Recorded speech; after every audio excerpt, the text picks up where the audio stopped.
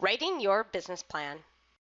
If you fail to plan, you plan to fail is one of the most common business adages out there. In this video, we will figure out how to sit down and get your business plan done so that you can get started on your business. We will cover the following: a business overview of what the business idea is all about and who it is for, the market research and competitive analysis that supports the idea and sales forecast, the management team that will make the idea a reality, the marketing and operational plans, the action plan for the next few months and years, the financial projections that justify moving forward. Finally, the last thing to write is the executive summary. But before we do any of this, we first have to decide who the plan is for. With any written document or presentation, you always need to start with who your audience is, because depending on who your audience is, you are going to have a very different plan. For instance, if you're writing a business plan for yourself, you are more interested in the action piece and organizing your thoughts. If you're writing the business plan for an investor, they are going to be more interested in making sure they make money or getting paid back. So you would need to focus on the financials. Start by considering who you are writing your business plan for first. It could be for more than one person. It could be for a community futures development corporation. It could be for a bank or credit union, a venture capitalist or angel investor, a partner, new or existing, a customer or supplier, employees or advisors, and most importantly, yourself. Whoever you're writing it for, this video will make sure that you don't miss any important piece of information. Let's get started. The business overview. How do all of the moving parts fit together? The opportunity. This is where you really hook your audience into listening about your idea. It has to be very obvious that there is a need for your business idea. There are one of two ways to show this. First, highlight the positive benefit that you directly are creating for the customer.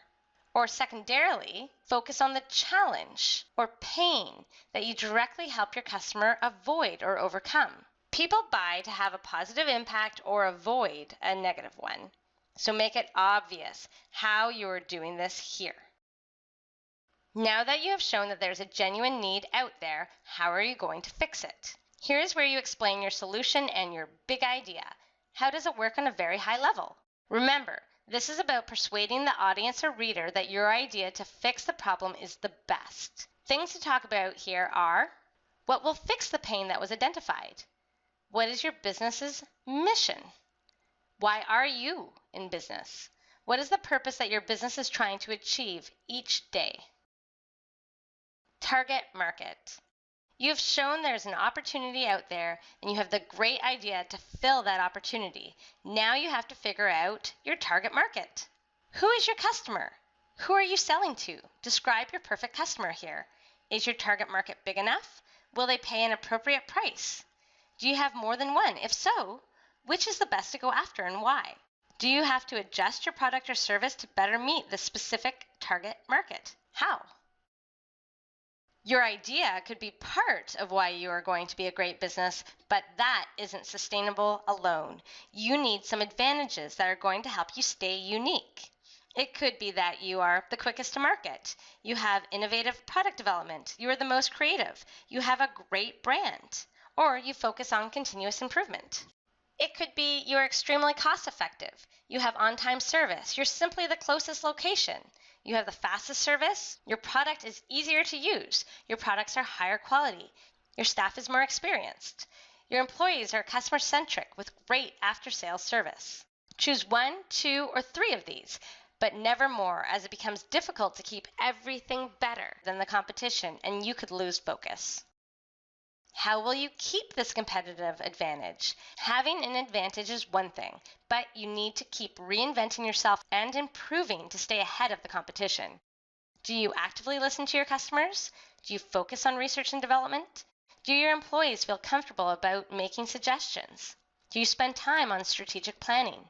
There are lots of ways to get ideas and stay ahead, but you need to actively plan to do this.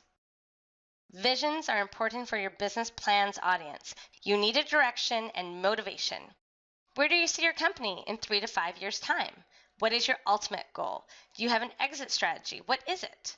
Where is your business headed? Market research. What is happening outside of your business that will help support your business idea?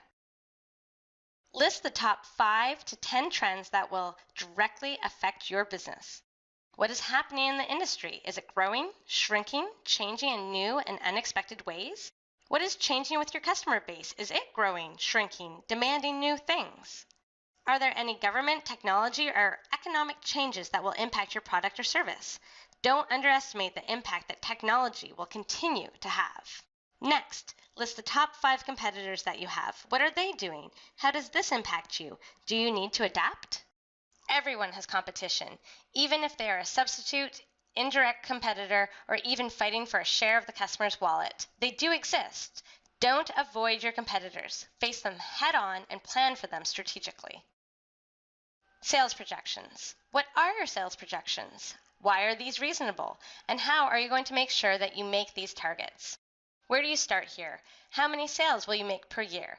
This works well for professional services or sales that are over $1,000. But if you're a restaurant or retail store that is direct to consumers, you'll want to estimate your sales by week and multiply by 52 to get your annual sales projections. If you have a lot of seasonality, you might want to just write this out by month and add it all up.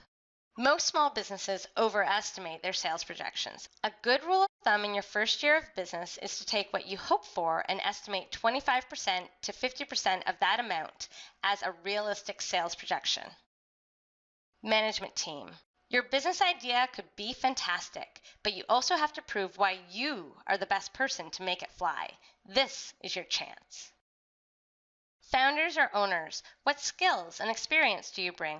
Why are you the best person to get this off the ground? Part of this is your resume, but who you know is just as important as what you know. Board of advisors, do you have one? Who is committed and willing to support your business launch? Professional contacts, who is your lawyer, accountant, coach, or other support? Industry contacts, who do you already know within the industry? Do you already have prospective customers, suppliers, distribution, or other critical contacts or information? Remember, it isn't just who you know, it is who your board, partner, professional contacts know as well. Marketing and sales. How will you get the word out? What is your pricing strategy? How much is your customer willing to pay?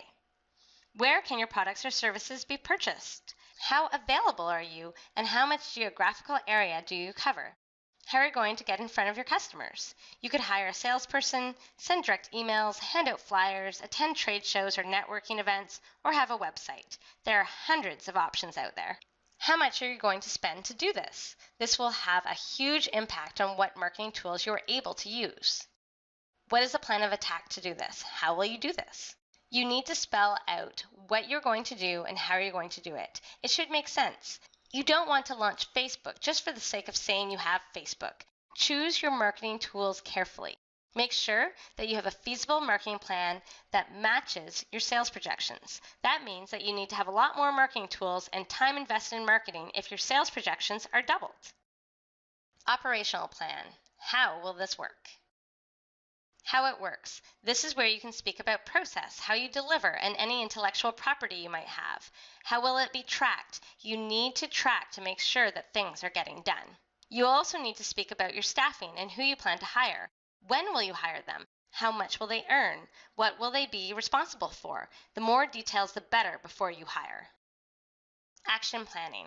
What are the next steps? The business plan is great, but you need to start focusing on the action and moving forward. What are your business goals? Today should highlight what you have already accomplished so far.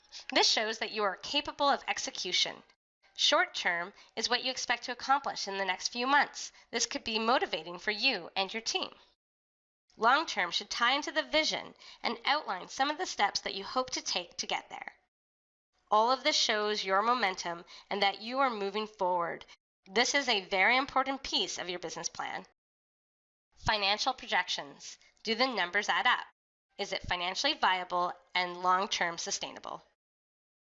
If the numbers don't make sense, then you probably shouldn't move forward. Remember, it is a business, not a hobby, so you need to be making money. The financials should have your pricing, your break-even, and your projected income statement and cash flow statements as the basics. Pricing is easy.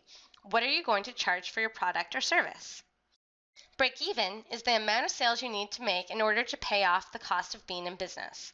An easy calculation for this is your startup cost divided by your profit per sale. For example, if it costs your marketing agency $15,000 to start up and you make $1,500 per customer, you need 10 customers to break even. Your projected income statement is how much profit you expect to make. This should show your revenues minus your expenses each quarter or month.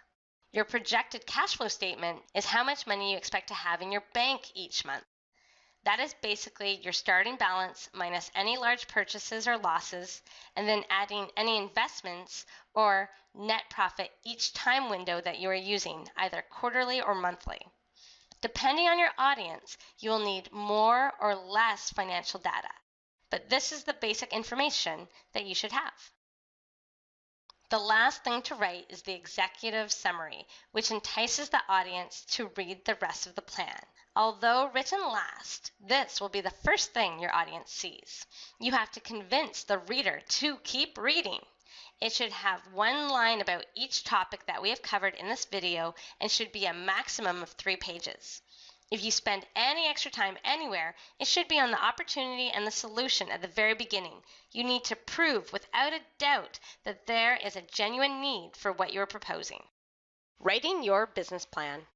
We covered a business overview of what the business idea is all about and who it is for, the market research and competitive analysis that supports the idea and the sales forecast, the management team that will make the idea a reality, the marketing and operational plans, the action plan for the next few months and years, the financial projections that justify moving forward, and finally, the last thing to write was the executive summary. If you remember anything, it should be this: if you fail to plan, you plan to fail.